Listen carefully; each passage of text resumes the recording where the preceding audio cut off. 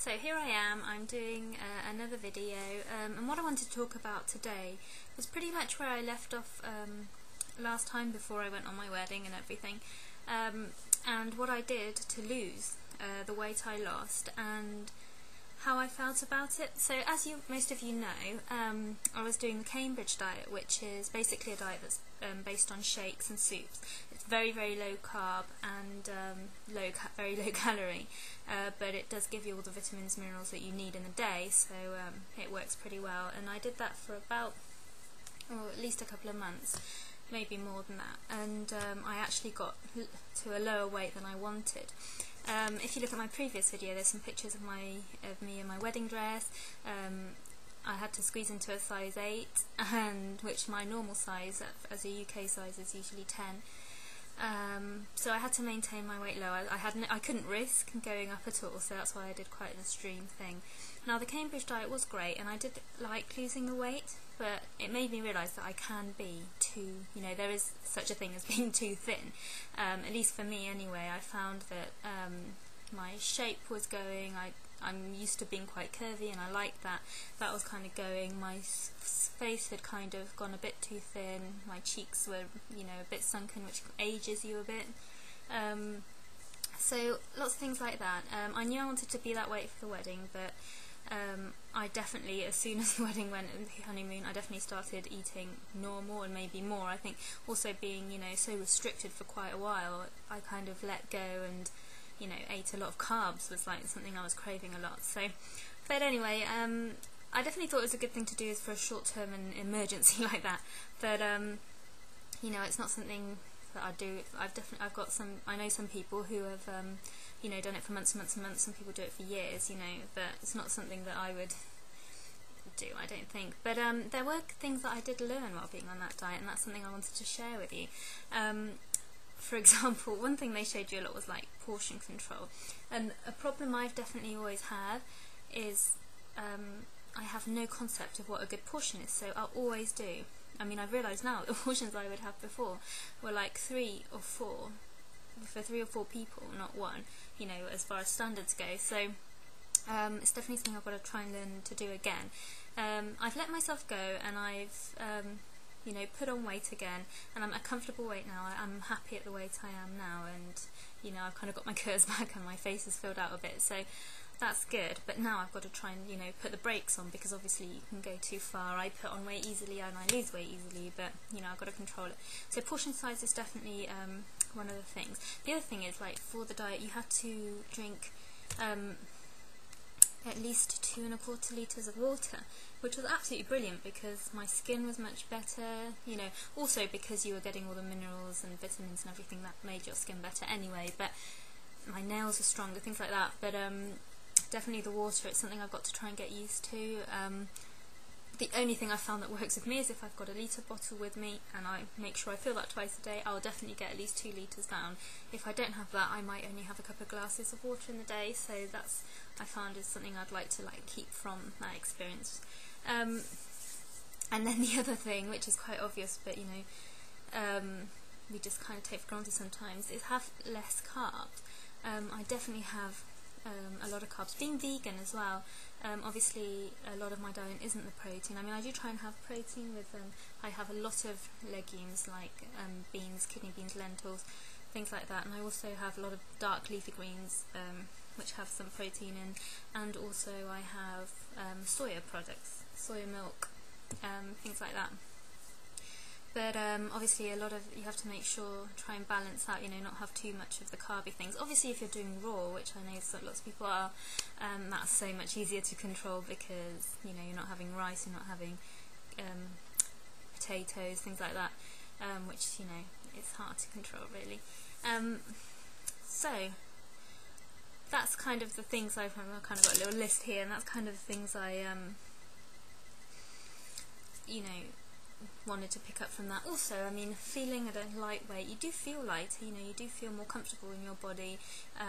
It's almost like you have to focus on what the positive is, not on the struggles of, getting there. Like the Cambridge was it's quite a restricted diet, but because I had a big enough motive, that's what I was focusing on, not so much on what I had to go through to get there.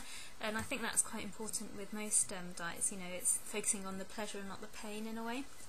So that's definitely something, you know, keep in mind in the future. But at the same time, I don't think there's that much need to be that extreme. I love experimenting with foods and stuff, and like I was doing the raw food challenge and things like that, and I do like going extreme sometimes, but I have to be careful and make sure I'm not going too extreme, because that means I'll just fall back and be extreme the other way once I come off it. So, you know, trying to find a balance I think is important. I suppose another important point is, you know, if you're trying to lose a lot of weight or just to be healthier, you know, it's something that's the effort is so worth it. It's almost like these programs, I don't know if everybody's seen those, but like Biggest Loser or You Are What You Eat, all these people that just you know, were quite overweight and find it really have a hard relationship with food, in the end, once they get started and they go through that first struggle, they realise it's so worth it. You know, the feeling you get from, you know, achieving your goal, it's a sense of achievement, you feel healthier, you know, you feel lighter, you feel confident, more confident within yourself. So, you know, all those reasons, it's like I said before, you know, focusing on the positive and not the negative, and that, like, really, I think helps, you know. It's important, like I say, to find the balance. And I mean, the other thing, obviously, the big other thing together with healthy eating is exercise. That's another thing I struggle. I get lazy, and, you know, I just think, oh, can I be bothered to, you know, I've been working all day. I usually at work for 12 hours, so, you know, I get home and I'm tired and I need to eat, and if I do exercise, it has to be before I've eaten, blah, blah, blah. But then, you know, again, if you focus your mind on, you know, 30 minutes or 60 minutes is nothing really, especially like if it's 30 minutes, you know, that can go just sitting watching a bit of telly or something, you know. So focus on that, and just focus on the positive sense of achievement, you know, how much closer you're going to get to your goal. It's going to motivate you to want to eat a bit better, you know. At the end of the day, it's got to be worth it. And so I'm trying to get into that mind frame, and I know it's hard. And then it's the same with the raw food. I mean, throughout this time, on the Cambridge, actually, you weren't allowed that much raw food, which actually made me crave it quite a lot more, even though it's the kind of food I like anyway. But I know for a fact, because I've been there before, and I know that raw food makes me feel amazing. It gives me energy. In the long run, it, you know, after a while of eating it, it's always make you feel good. So again, focusing on that, you know, if I keep that in mind, then it will encourage me to you know, have that more. I've already got back into having the green smoothies in the morning, taking salads to work, which I love, make them really creative, put all sorts of things in there. So I'll probably show you some of that in some other videos of what I've been eating. But you know, again, it's remembering and using the intelligence that you know that that's what feels better, and, you know, the knowledge is there, it's just applying it, which is the hardest thing really. I just wanted to say thank you so much for all the lovely comments about the photos of the wedding and the honeymoon. That was really sweet of everybody.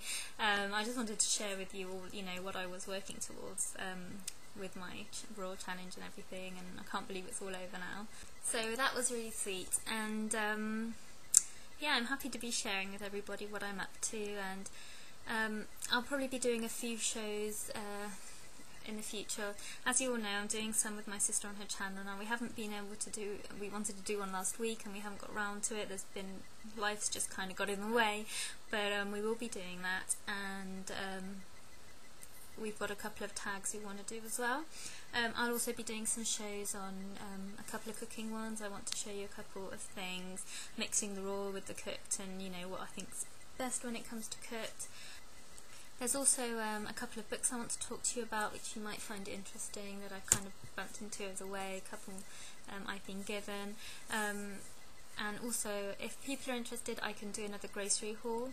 I haven't done that for a while, basically because my foods were generally pretty similar when I was doing the raw, and then when I was in the Cambridge they were like almost nothing to buy because it was mainly the shakes. But you know, now I'm eating a bit more mixed, I can definitely do that if people are interested. So that's that for now. I hope you're all doing well, and thank you so much for watching. Please subscribe if you haven't, and I'll see you all soon. Bye. I'm just trying to be happy.